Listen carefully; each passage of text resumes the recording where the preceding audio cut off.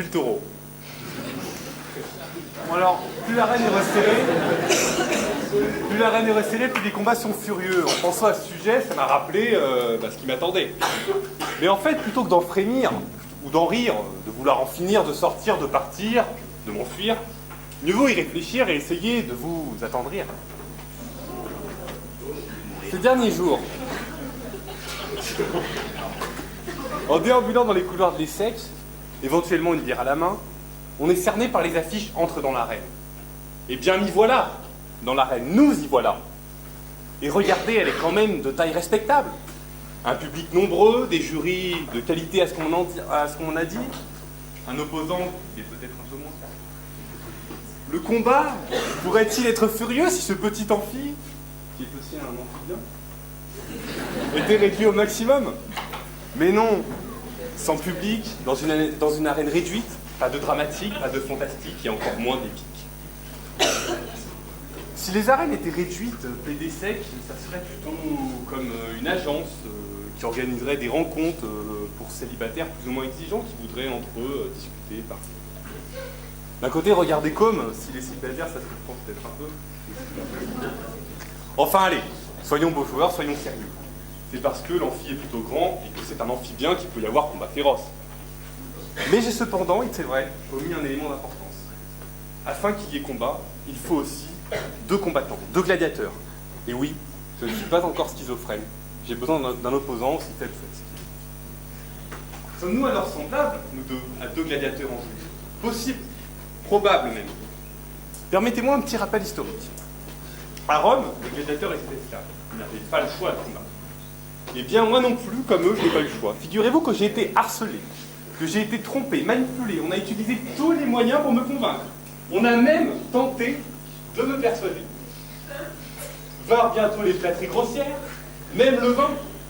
Mais c'est la démoniaque et insupportable jérémiade à base de « S'il te plaît, viens plaider l'empire, tu me sauveras la vie ». J'ai eu, c'est vrai, raison de ma résistance.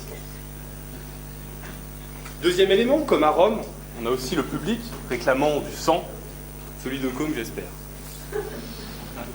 Mais ce soir, il y a aussi César, le président du BDE, les lunettes bien rondes, la touffe hirsute, mais fringante. D'ailleurs, pardon, j'oubliais mon devoir. Ave Benjamin, ceux qui vont mourir ce soir, que ça. Mais s'il te plaît, garde les plus en l'air. Enfin, c'est vrai que pour supplier, je devrais laisser le soin de supplier à certaines spécialités. Et puis, dernier point, et non des moindres, tout semble entendu ici, mis en scène, comme à Rome. Un champion contre un homme courageux mais inexpérimenté, ou un lion contre un homme. Même si bon, c'est moi qui suis désigné taureau ici. Traduisez un pays fraîchement débarqué de Saint-Province contre un fameux H4. Prononcez bien H comme une H, s'il vous plaît.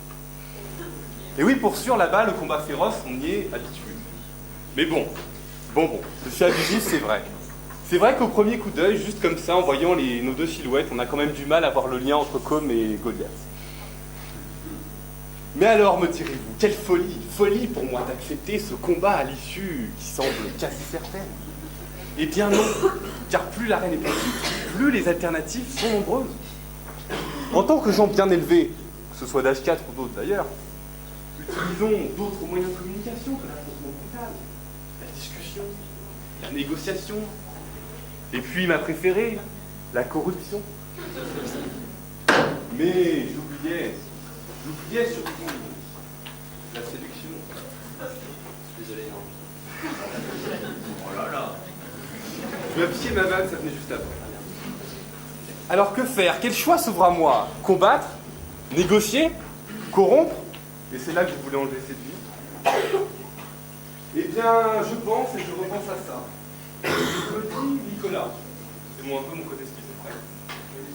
Nicolas, pourquoi